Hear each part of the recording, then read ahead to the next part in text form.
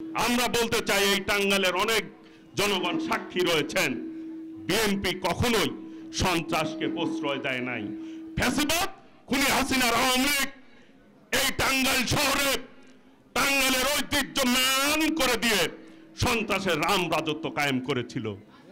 হাজার হাজার শত শত নেতা কর্মী হাত পা তারা কেটে পঙ্গু করেছে।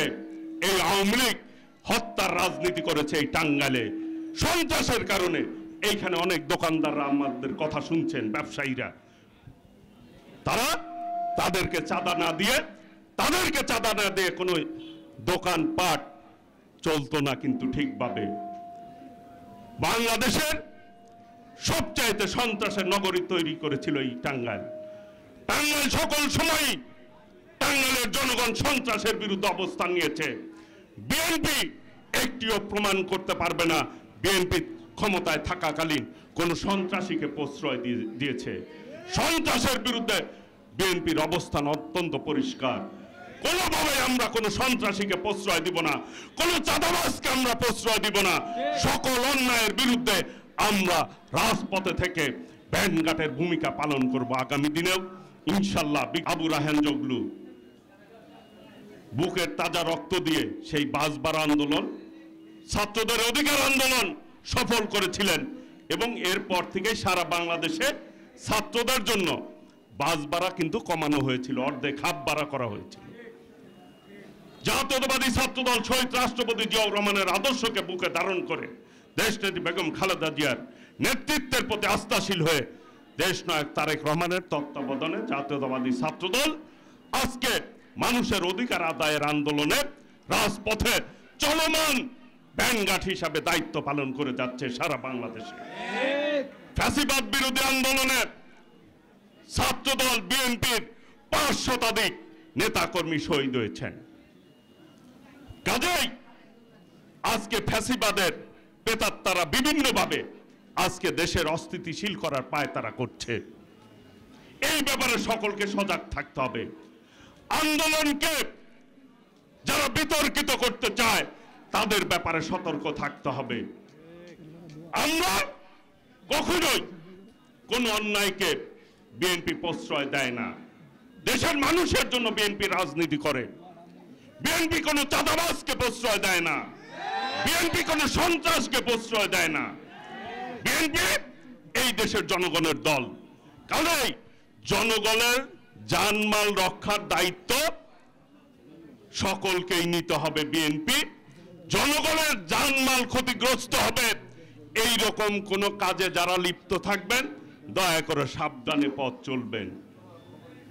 আমরা শত শহীদের রক্তের বিনিময়ে অর্জিত এই বাংলাদেশ, আজকে বাংলাদেশের স্বাধীনতা সার্বভৌমত্ব নিয়ে বিগত স্বৈরাচার ফ্যাসিবাদ পার্শ্ববর্তী দেশ তাদের পায়ের নিচে বাংলাদেশের স্বাধীনতা পিষ্ট করতে চেয়েছিল, কিন্তু বাংলাদেশের মানুষ দেশনায়ক তারেক রহমান এবং দেশনেত্রী বেগম খালেদা জিয়ার নেতৃত্বে ফ্যাসিবাদ বিরোধী আন্দোলনের মূল ভূমিকা পালন করেছে দেশনায়ক তারেক রহমান।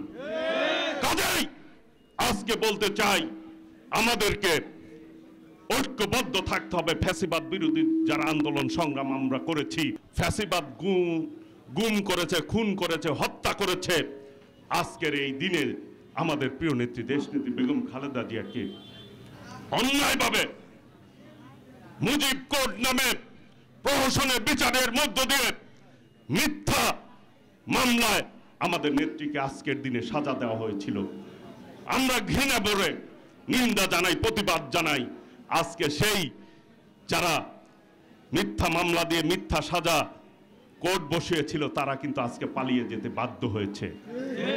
সত্য সত্যই, মিথ্যা মিথ্যা, মিথ্যা দিয়ে সত্যকে ঢাকা যায় না, সত্যকে পরাজিত করা যায় না। দেশনেত্রী বেগম খালেদা জিয়া এই দেশের গণতান্ত্রিক আন্দোলনের আপসীন নেত্রী। কাজেই দেশনেত্রী Begum Khaleda Zia mother of democracy. এই দেশের মানুষের আবেগের অনুভূতির স্থল হচ্ছে দেশনেত্রী বেগম খালেদা জিয়া।